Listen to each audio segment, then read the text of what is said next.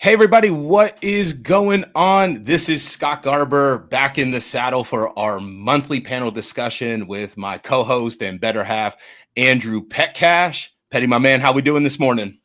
We're getting through. Red eye last night, but excited for this one. No, me too, man. And red eye from Vegas. So for everyone tuning in, you guys all know what that means. But it doesn't take much to get excited for the conversation that we're going to be having today.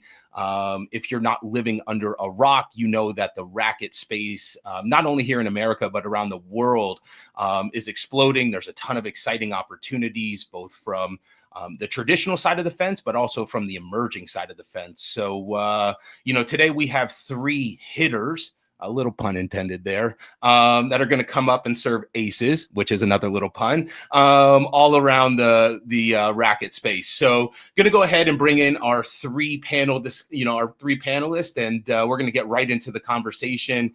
First, going to bring up Robyn Duda with Racquetx. Robyn, welcome to the stage. It's a pleasure to have you here.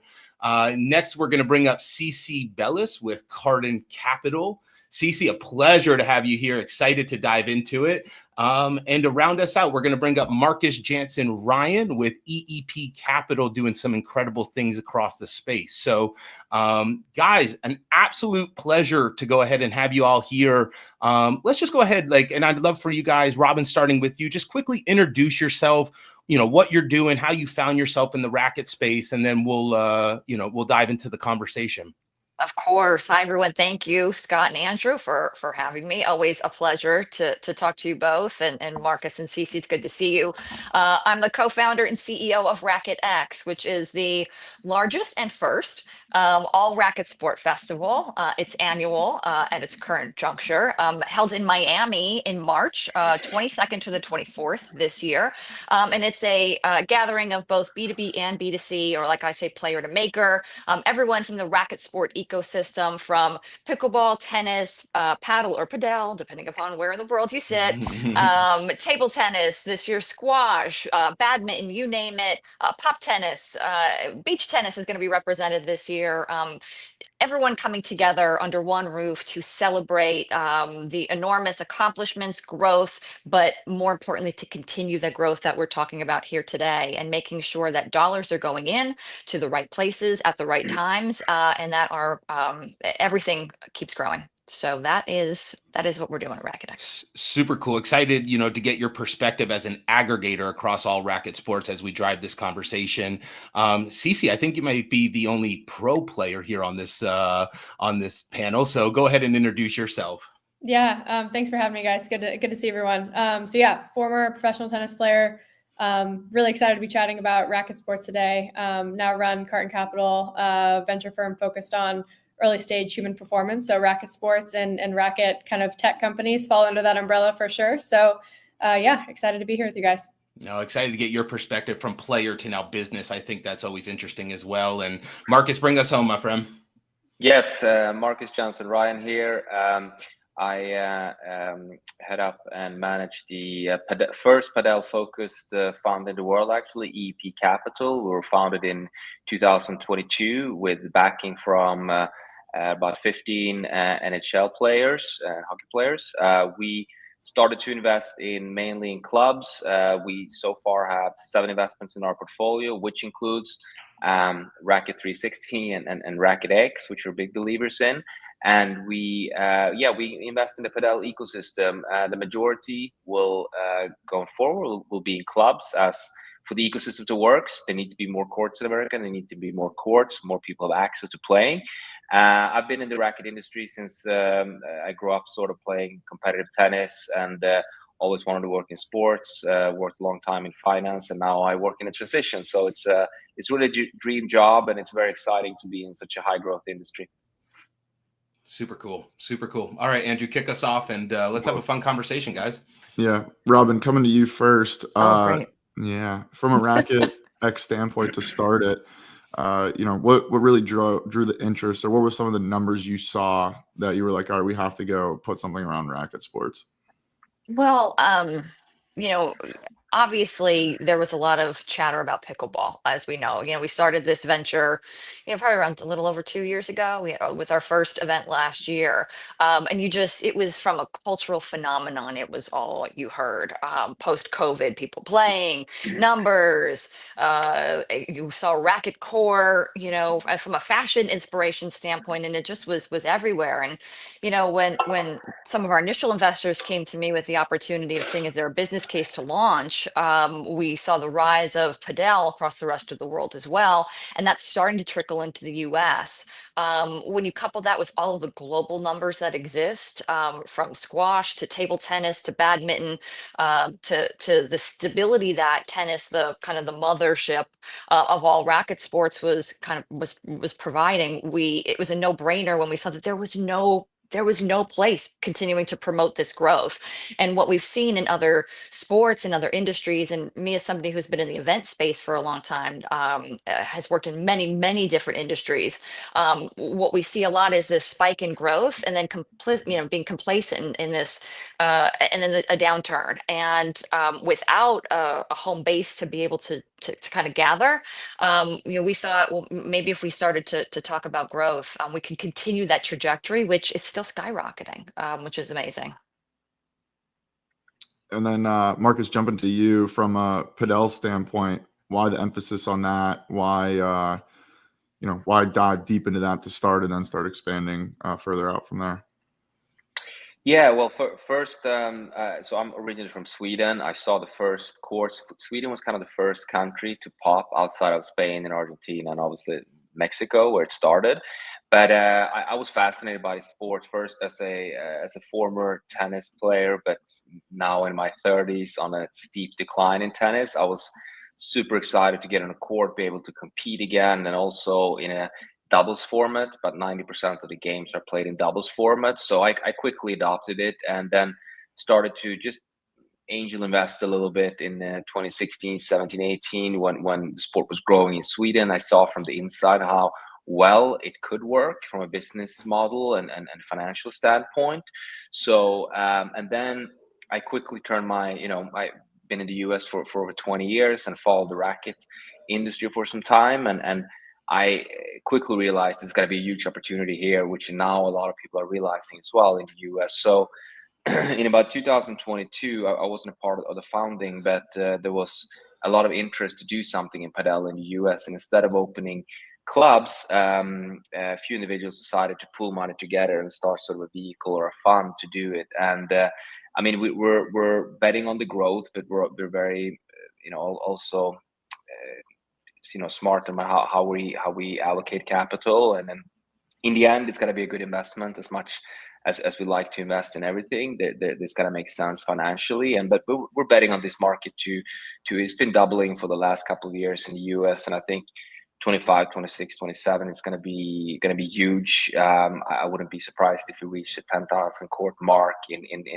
the next 3 to 4 years. So we're betting on that growth, and we're super excited to be not only the capital provider, but also be in the mix of things and try to help club operators and new entrepreneurs, whether they, I probably get 2-3 emails every day of people asking, what should I think about? How should I think about this? What court should I use? What should I think about in the lease and all this sort of stuff? So we try to not only help by kind of writing checks and invest, but also to be kind of a thought helper and provider to new concepts that are going up.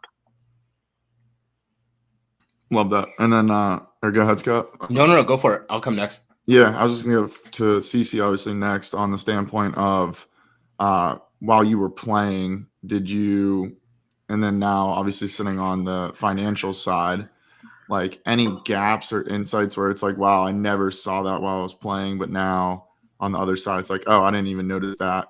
Like, you get what I'm saying on the flip side of things? Yeah, 100%.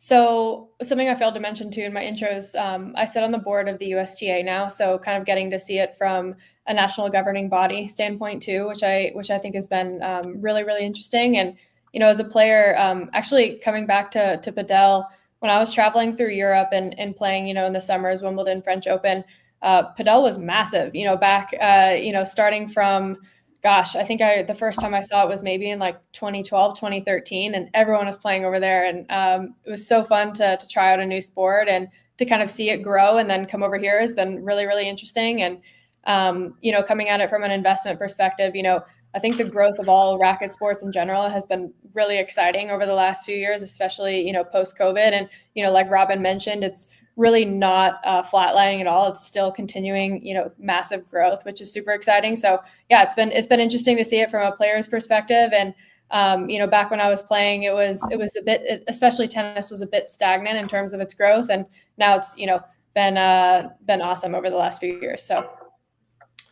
No, it's super cool. And CiCi, I'm going to stay with you and then we'll sort of open this up for conversation, right? But, looking at this through the investment lens, now as racket sports as a category is expanding far beyond tennis, we're watching technology just continue to get better and better and more advanced.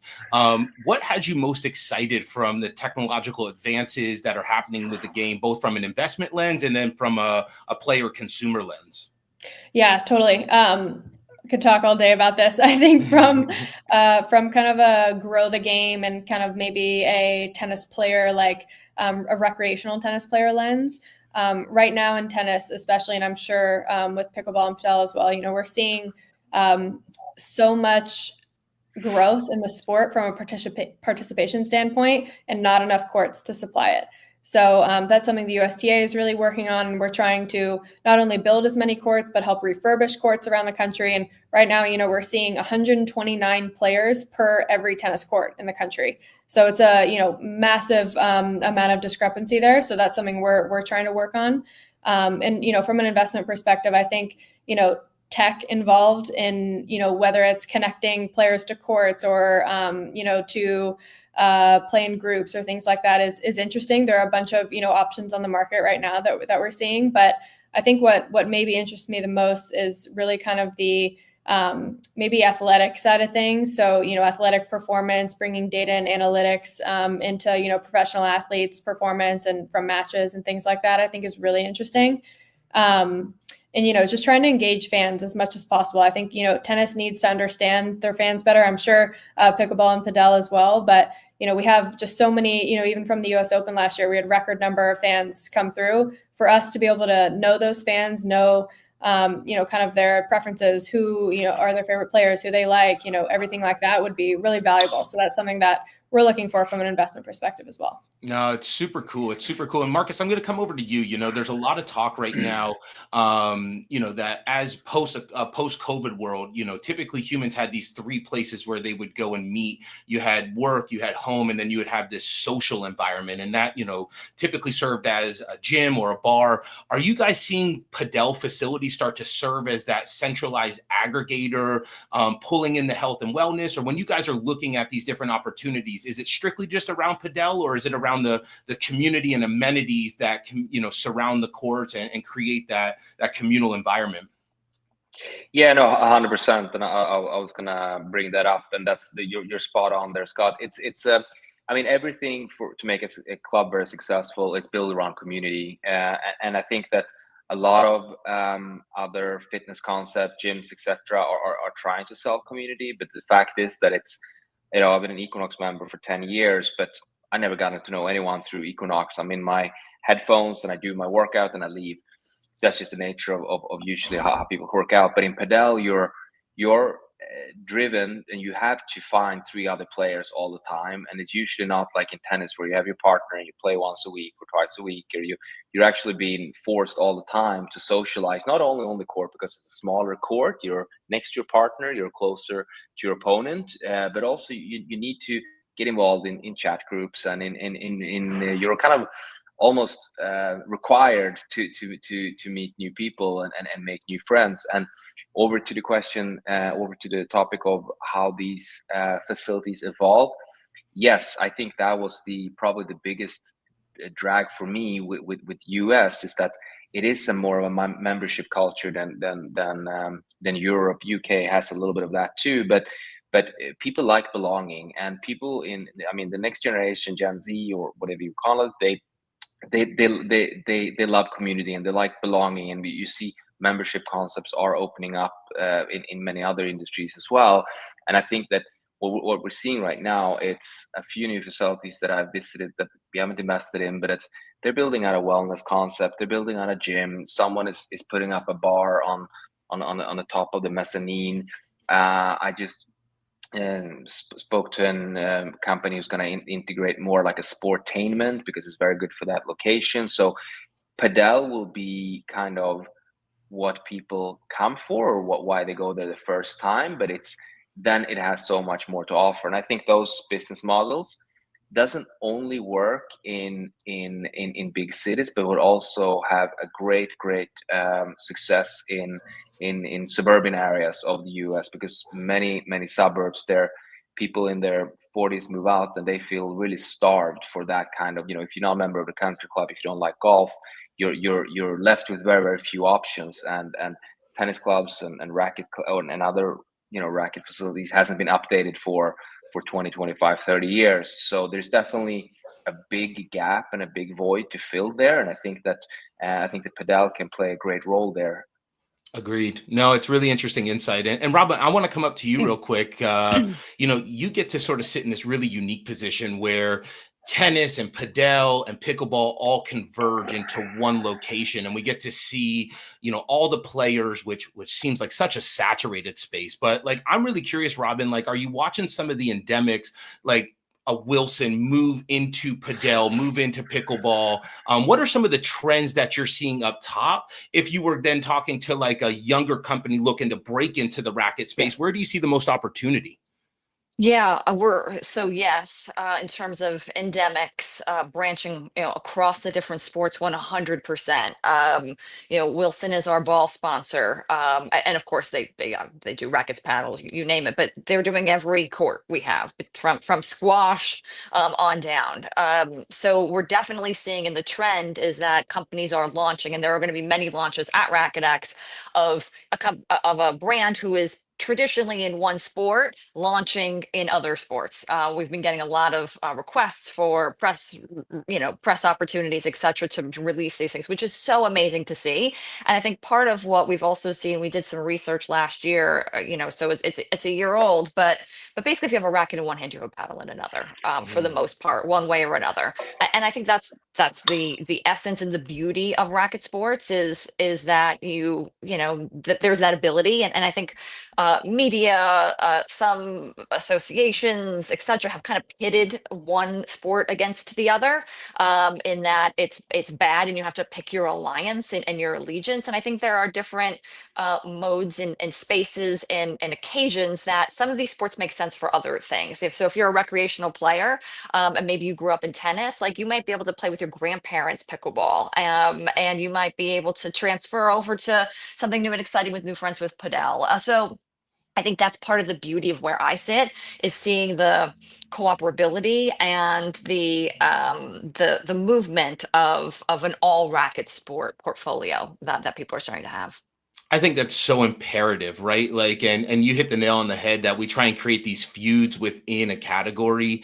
And I think that there is some benefit to that, from the standpoint of it gets people talking about it in a capacity, but then it's like, we need to have this unifying agent of like, hey, like at the end of the day, I'm a big believer of just movement, right? And these sports go far beyond our prime years. This now gives us modalities to live a healthier lifestyle, to get moving, to stay competitive, which I think just keeps, all of us as, better human beings. So go ahead, Robyn. And what was I say? It's amazing that the general public and that people who aren't typically speaking about racket sports are. I was listening to a podcast I mentioned to us all earlier offline about, I'm in Miami taking a walk on the beach this morning. I was listening to a podcast, and like completely unrelated to sports, to events, to anything. And this, this doctor just brought up Padel. And I started talking about it kind of out of nowhere, and it's just about the health benefits of coordination and movement, and reducing, dementia and Alzheimer's and those types of things later on in life. And I think it's amazing. Rising tides lift all ships, and we're all behind the same basic principles. There's no reason, that we should feel as though, and again, competition is healthy. A little bit of beef is great here and there. But we're all on the same mission. No, I totally agree. We're all striving for the same things, right? And I think that a collective consciousness gets us there quicker, and it's a better output. So I'm gonna go to Marcus, and then Andrew, I'll hit pause here for a second. But education is one of the biggest things right now, where I think people, are familiar here domestically in the U.S. with pickleball, typically because you just hear the balls everywhere. Like, it is not a quiet game, so we are forced to know what it is.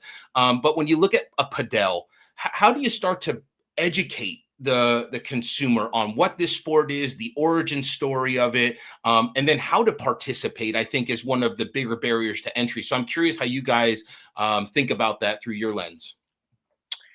I mean, the best education and the best marketing for the sports is really to get people on the court, because when you get them on the court, and when most clubs these days have a head pro or an instructor that is there to, especially in the beginning of the life of a club, is there to walk around and understand, explain how does the glass work, where can you hit the ball, where can you not, etc.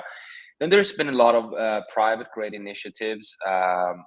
One of our mutual friends, Robyn, and I think Andrew, Marcos Del Pilar, he's been running for the last 4 or 5 years something called Paddle MBA, and I think it may change name now. But he's educating it's like weekend long courses. He's a former pro player, how to run a club, a quick teaching program.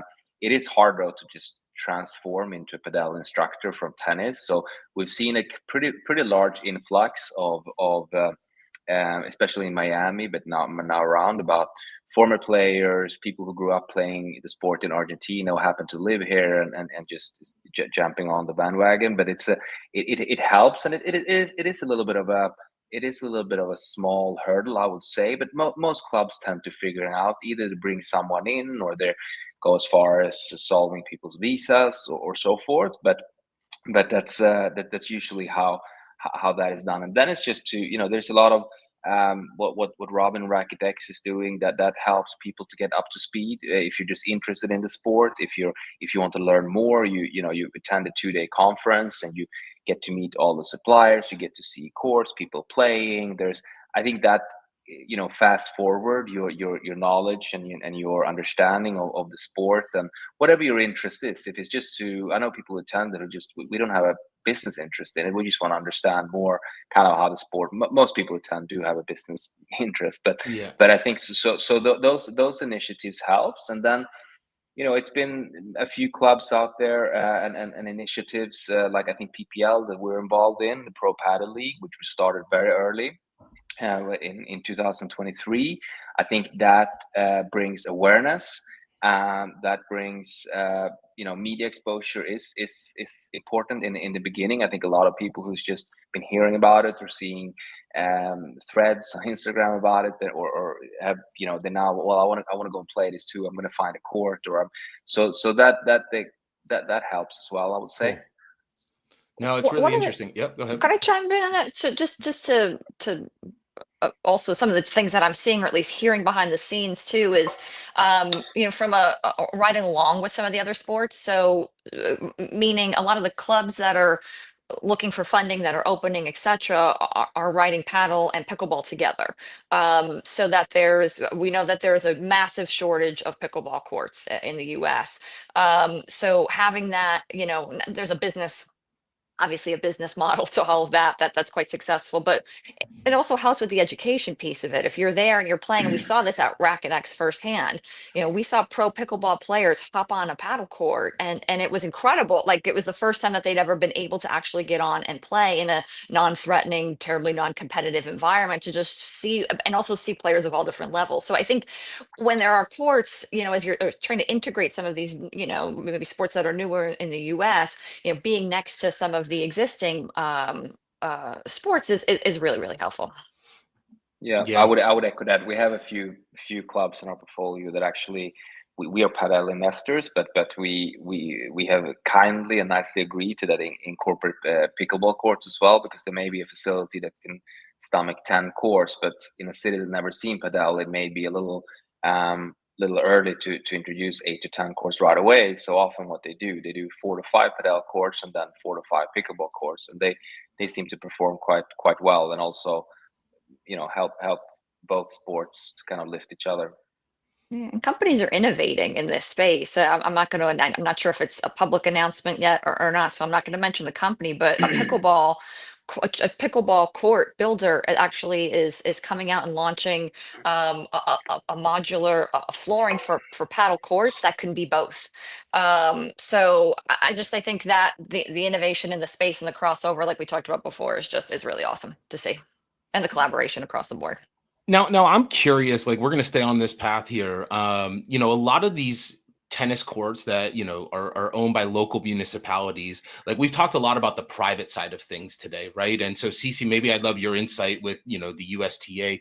How do they work with city and local governments to gauge usage of tennis courts and make the decision, is this better served as a pickle facility? Is it better served as refurbishing a tennis court?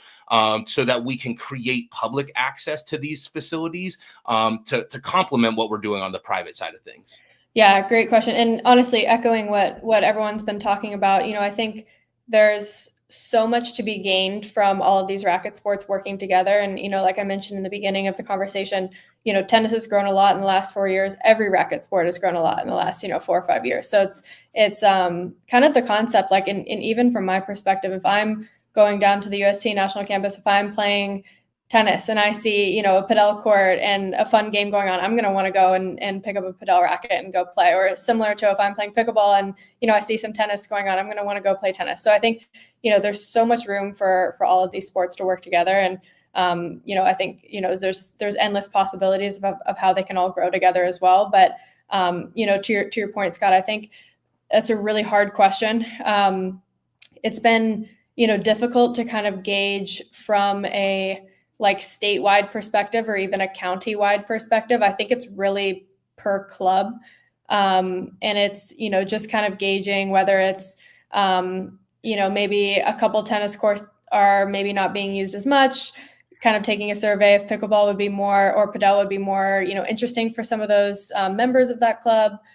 Something that, the USTA is trying to do is, there are so many courts, for example, a big market for us is high school courts, but trying to make those public.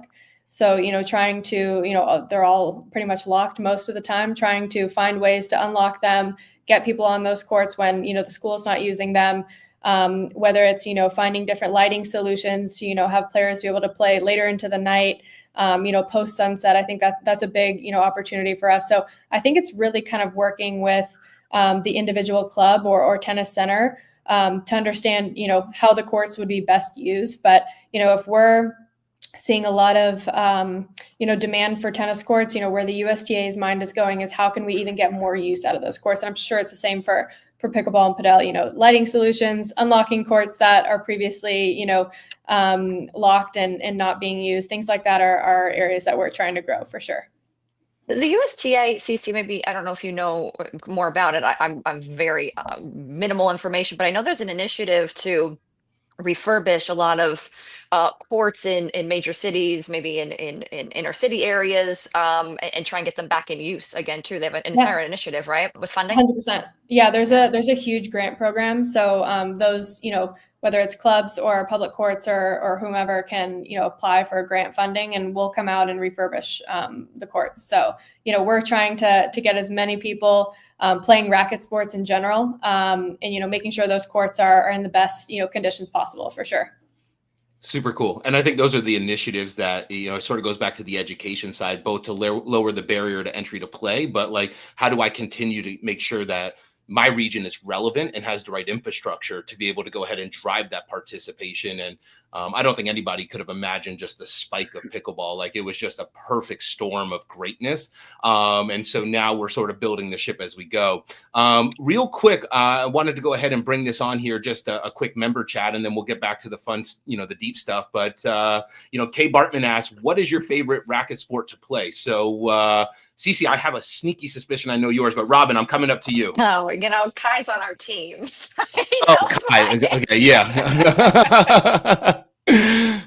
Well, So I'm an event gal. Yeah. While I have played all of said sports, I have a lot of work to do in most of them. I don't have access to a ton of courts. I live in the country in the middle of nowhere. But I love all rackets. I love playing all racket sports. Is always my answer. I love them all equally. That's a very I am PC not answer good of at you. any of them. Well, Yeah. I have to be. I am. Well, I think the next two, I think we could take if we were taking wages, I know where the line would sit. But Marcus, where's your alliance? I play mostly padel these days. Yeah. It's better. It's higher quality game than tennis for me at this age, and it's yeah. I'm heavily invested in. I live 10 minutes from Padel House in Dumbo, which is one of our largest investments. So I'm a happy supporter there, and I have my we're 95 guys who plays at the same level. Easy to find games, great community. So yeah, I'll go with Padel. Love it. Unsurprisingly. They're Yeah, I was opening up gonna in say. Atlanta, aren't they? Next, They are. Marcus? They are. Yeah, They I are. saw They that. are. Yeah. Yeah, Paddle House is exploding. CiCi, take it home, and then Andrew, coming up to you for the next question. Yeah, I really do love all racket sports. Obviously, I've played tennis the most over my life. I'd hope with 20 years in the books with that. But I think I appreciate all the different sports for different reasons. I think obviously I trained in tennis for so long. I feel like I can play at the highest level, obviously, in that sport. But I think I think it was you, Scott, that mentioned earlier. Pickle, I can go out there, I can play, with our entire family, and we can have the best time ever, and it can be social, and we'll have literally so much fun. So I think there's so many positives about all of them. I haven't tried padel yet. That's on my list this year. But I really do love pickleball as well. So I can appreciate all of them for different reasons. I love it. Well, I'll tell you this as someone who's more of a golfer, which is probably not the best take for this this panel. I got the chance to play padel. I don't know, 18 months ago. And what I will say is, like, learning to serve a tennis ball is really challenging, right? Just to even get in the game and, like, make sure that you can even participate. And then pickleball, like, this might not be might not be great either, but the scoring is super confusing, right? Like, I mean, you actually have to know what's going on. There's a lot of nuanced rules, but I felt like the barrier to padel, if you could get to the facility to just get going and actually playing a meaningful game, was so user friendly. For someone who's not like a huge racket sport enthusiast. So I'm going to have to say padel, and I got, a little lesson from Marcos. So if you guys don't know Marcos, he's one of the coolest guys across the whole sporting landscape. So Andrew, where are you at? I think that was at Racquetx last year too. Sure was. Yeah. Tennis, but as I didn't want to interrupt CiCi earlier, but all the pickleball players come and play pickleball on the tennis courts, and it drives me insane. But yeah, I'd pick tennis if I had to pick one. But I like pickleball, I like padel. Yeah, they're all good sports. And that, I mean, we could go. I haven't played all of them, but there's so many other ones that seem pretty interesting too that we'll probably touch on here in a sec. Yeah, Andrew's old school. Yeah, Mr. Traditional over there. So, and this is where I was going to take it. We talk about the big three: tennis, padel, and pickleball. There's squash, there's badminton, there's all kinds of sports that live under this racket category. I'm curious, how do you guys think about them? Do you see any exciting opportunities outside of the ones that are dominating the media channels right now? CiCi, I'm going to start with you. That's a really good question. I think platform tennis I've seen as probably one that's, become a little bit more popular. Like beach tennis, I think is so fun. Like, I think there are a lot of those that have been popular for a little while, but I don't know if they're ever going to get to the, I guess popularity or number of players as like a pickleball or padel. But I've seen those come up somewhat recently, and they look pretty awesome. Yeah, and real quick, CiCi, I'm going to stay with you, and then we'll open it back up. But like, we're watching different forms of these sports come out as well, right? So we have, Charles, who's doing Intense, right, which is a different format of tennis. I'm curious, like, is that well received by the racket community and celebrated, like with what we're seeing in soccer and some of these other sports, or what is that pulse, and how do you think about that from like an investment lens as well? Yeah, great question. I think tennis is overall a very traditionalist type sport. A lot of the leaders in tennis are very, focused in on traditional values within tennis. Think kind of Wimbledon type values. And so I think a lot of these newer leagues or, versions of the sport haven't caught a lot of, tailwinds quite yet. But, I do think there's so much opportunity to kind of have some sort of whether it's a league or a new governing body that kind of sits under the highest level of tennis, because those players are really kind of like unserved, no pun intended, in terms of, I guess making a living on tour. You really can't make a living unless you're top 100 in the world. And, the people that are maybe 200 in the world are so incredibly talented, and it's really tough to, continue on at that level. So I think finding some ways to, whether it's compensate them better or just create a new kind of league for them, there's definitely room for that.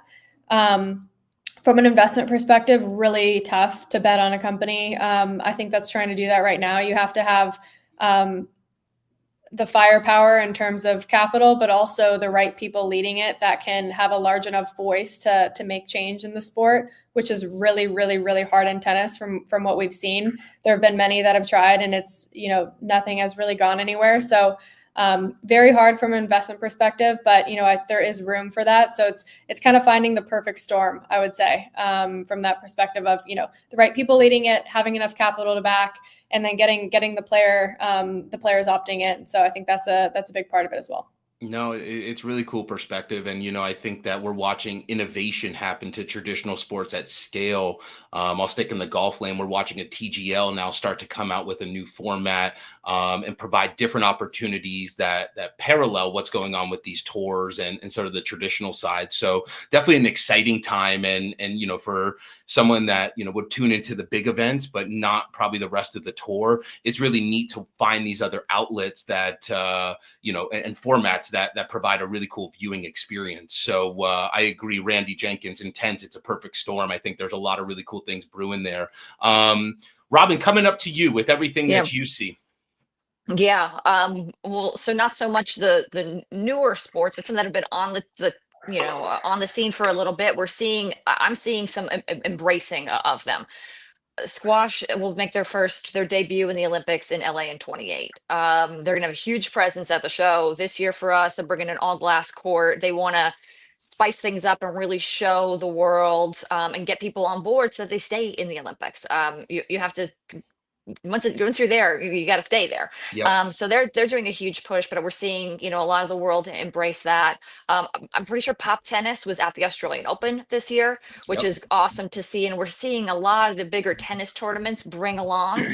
You'll see at the Miami Open, there's pickleball. There was pickleball last year. There'll be padel this year, and then table tennis.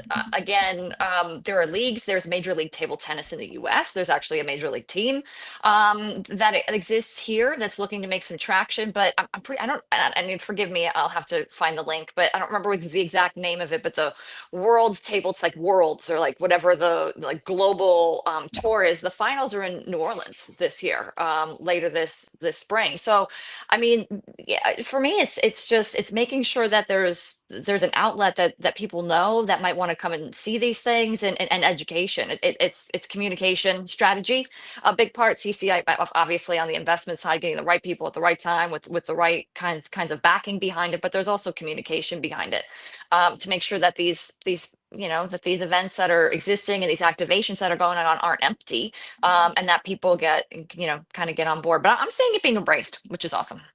So cool. Go ahead, Andrew. Yeah, I was going to go to both CiCi and Marcus on more the investment side, and CiCi and Carton more on the technology, Marcus more on club, right? And they're two different theses, and there's a lot of nuance to it. We'll start with CiCi, but like on the tech side, and related a little to racket sports, but in general, what are some of the things you're looking for that get you excited and make you want to back something when you're looking at it from a high level? Yeah. Are we thinking more from a racket sports perspective here? I'd say sports in general, but if you can tie it back into racket sports, that'd be great. Yeah, totally. We can maybe start with racket sports. I mentioned trying to,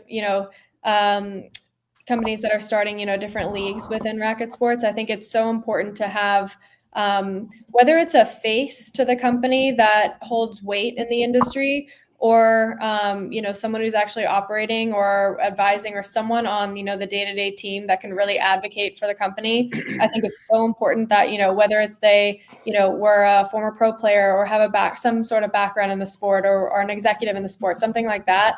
A name in the sport, I think, is so helpful from a, like Robyn mentioned, a communication standpoint, a branding standpoint, a legitimacy standpoint. I think that's a big part of it as well. So, if we're looking at racket sports companies, we want to see the top names, backing it, whether it's on the team or investors, kind of in the day-to-day. I think that's super important.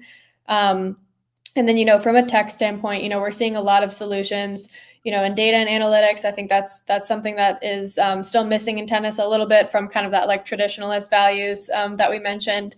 And then, maybe it's fan engagement. I mentioned knowing fans a little bit better. I think that's super important. And then, kind of like what the future of the sport should look like. So I think, we're seeing a lot of different takes. There was a press release earlier today for a new mixed doubles format for the US Open this year that we've been working on. And so I think trying to maximize value from a viewer standpoint and just from a kind of like engagement standpoint is where we're going to see innovation going forward.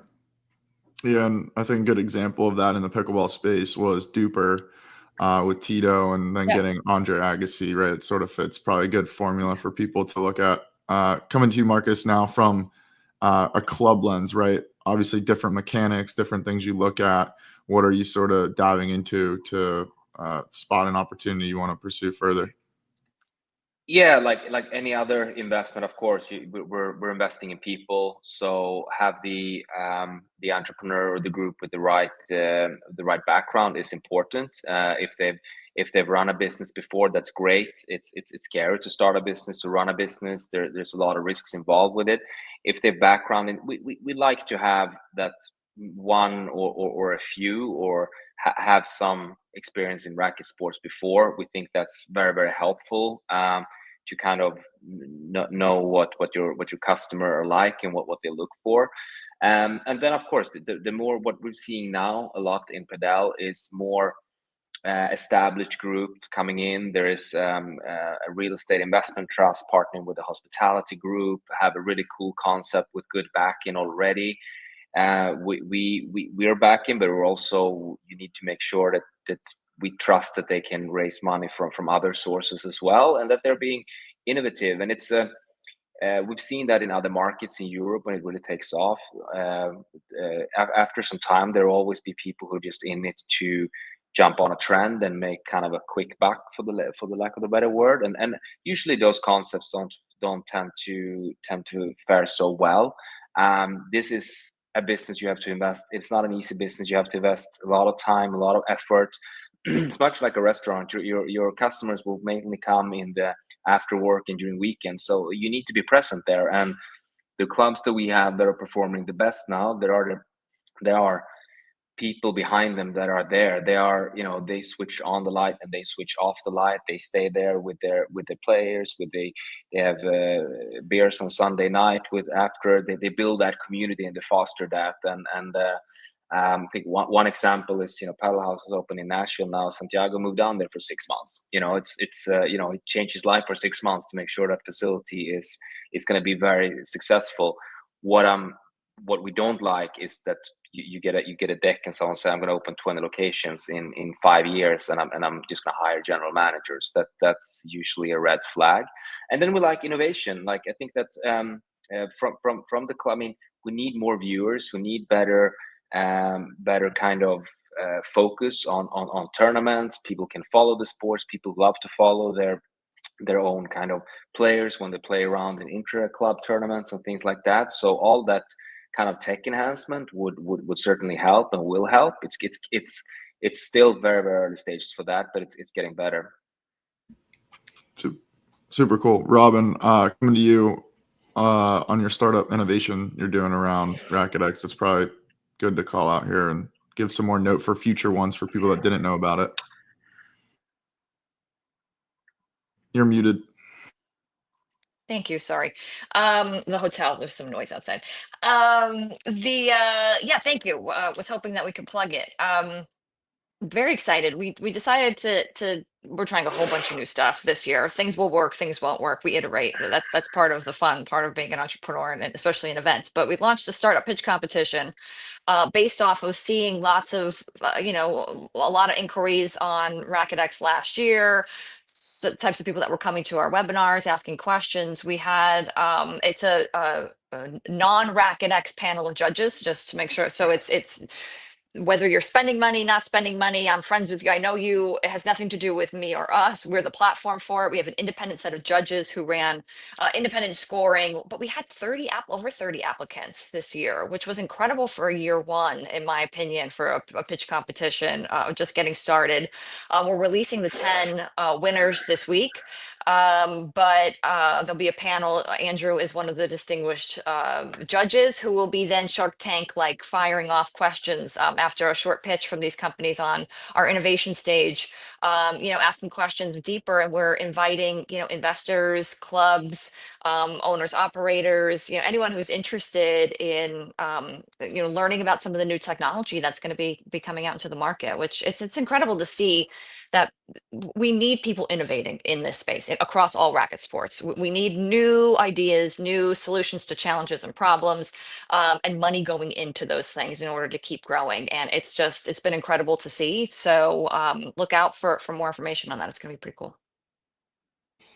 Super cool. I got a question on the innovation side, and then I'm going to bring one in from the audience. We watched a similar trend in golf, right, where we started to leave the country club and we wanted to drive mass adoption, and we watched sportainment start to become a real thing. And so I'm curious with like the TrackMans of the world, we've seen now some really cool innovation around tennis and pickle, where now you're able to do it into a screen and play more virtually. Are you guys seeing anything of that sort, where it's not just traditional courts, but leveraging technology to bring people around the game, or sort of opening it up to anybody? But curious if you guys have seen or heard anything like that coming down the pike.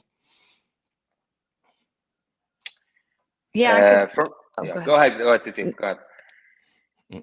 Oh, well, I was just going to say, we're seeing, in terms of, folks, companies that we've been, exploring, talking to, there's a bunch of, maybe not box style, like a Top Golf type of place yet, but lots of simulators, lots of, different really cool gamified ways across all racket sports, and even incorporating new things. We've seen a decent amount of them, some new, some that have been around for a bit, but I'm starting to see a movement toward that because, it is something that's terribly popular. So I think we're going to see a trend, and we're going to start to see more of it out in the market. Super cool. CiCi, anything you want to add to that? No, I was just going to agree. We've seen, a ton of like simulators like Top Golf for, whatever sport it is, for sure. So I think it's about getting the right traction behind those companies, and, definitely seeing some like gamified versions of tennis or for training as well, and different things in that realm. So yeah, exciting stuff for sure. Yeah, it's really neat. It's all sort of converging. We can see where it's going, right? It's how we get there is going to be really interesting. Last question. I wanted to go ahead and pull this in because so much of our conversation is focused around domestic, sort of innovation. So this is Tobago from Botswana, right? And so talking about how tennis is still the dominant sport, but which discipline do you guys feel would be easier to go ahead and promote and sell, whether it's pickleball or padel, to an unknown, for that's foreign or unknown in their territory. So I thought that was such a timely question that sort of brings this like to the global scale. CiCi, I'll come to you. I just saw you come off mute. Any thoughts on that? Yeah, I think it'd be pickleball. Seems just easier to digest from a first playing standpoint. I think it's one of the best sports that in terms of like retention. Just because you can literally pick up a paddle and be pretty decent from the first time you play. So I would imagine pickleball there. I think, tennis is tough to, and obviously they mentioned they have courts that aren't being used. It's tough to pick up and retain players. That's something the UST is working on as well. So I would imagine pickleball is a little bit easier to kind of pick up than padel. But yeah, Marcus, definitely correct me if I'm wrong there. But that's where my mind went. Marcus, Counterpoint? Yeah, yeah. I mean, I couldn't agree. I would talk against my own thesis. No, but of course, no. Pickle or padel would be, since they're already banned in tennis courts. I would say that padel has grown a lot in South Africa. There's a few companies, Padel Africa, and a few that I know that have become very, very, very successful. So but of course you need a little bit more of maybe a club organization and someone to really get behind it, and just converting it and letting people get on. I think both would work tremendously well, and I think with the growth of padel in South Africa and some other countries, I think Egypt, obviously North Africa, is huge thanks to its squash heritage. But I think it will work tremendously well too. No, it's super cool. And Tobago, this is just a quick little plug for us, but that's quite literally why we built Profluence, is to centralize all of these thought leaders. And as we think about expanding and innovating, creating that centralized resource. So look forward to following up with you. And I think what's so neat is sports is this international language that cuts through all barriers. And, racket sports traditionally, is played by everyone around the world. And so it's so neat to be able to get participation and perspective of not what's just going on here in America, but, abroad as well. So we're going to turn the corner and bring this thing home. Andrew, you got any last questions before we sort of go round robin? All good. Love it. All right, Robyn, now is your shameless plug time. So let everybody know what's going on with Racquetx, and if they want to participate, engage, follow up with you, where can they find you? Yeah, theracquetx.com, racket with a QU, not a CK. All the information you need for tickets are there. If you're interested, there's a club summit this year. I do want to point out, I think they're, between the startup pitch competition, which is really interesting. That's a general public, or the general admission ticket gets you into that. But there is a behind the scenes club summit this year. It's about 250 clubs, half day of curated, half day of behind closed doors content, 2.5 days of curated content and experience for just folks, for owners, operators, investors, people looking to build clubs, and directors of racket sports who might be interested in that. But join the fun. It's during the Miami Open and the Premier Paddle. From Premier Paddle, you beat me to it. And Premier Paddle will be making their U.S. debut with their first ever stop on the tour in Miami, next door to Racquetx. So it's going to be a pretty exciting couple of days. Oh, you bet. And I'm definitely biased in this, but get your ass down there. I mean, if you have any interest in racket sports, it is the place to be. So definitely don't miss out, and we'll post all the information following this. Marcus, what are you focused on? And if people want to get in touch with you or engage, how can they do so? Focused on a lot of different things right now. We're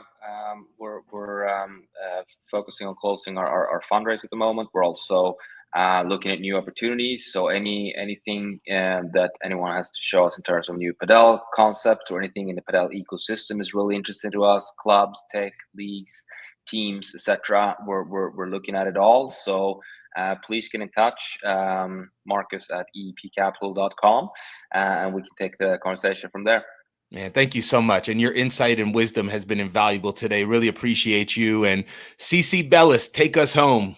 Yeah, thanks, guys. I think, we just launched our second fund. So, startups in the human performance space, we're looking seed and Series A. LinkedIn or info@cartoncapital.com is where you can best find us. Love it. Love it. Love it, guys. Well, listen, it's, we're humbled every time we get to bring in thought leaders like yourself that are not only participating, but shaping the vertical of racket sports. And so, from Profluence, thank you guys so much for what you're doing for the space. Robyn, I'm excited to see you down in Miami, and Marcus and CiCi, I'm sure you'll be there as well. Andrew, any parting words for us? No, this was great. Already have a few things like I want to look deeper into post this conversation. So appreciate spurring some additional talking points for future. Love it, guys. All right. Well, as my man Jay-Z said, you guys could be anywhere in the world, but you chose to be here. And for that, we appreciate you. Excited to see everybody here in a couple of weeks in Miami, and go pick up a paddle and start playing some sports, guys. Hope everyone has a great day. We'll talk soon. All the best. Bye-bye.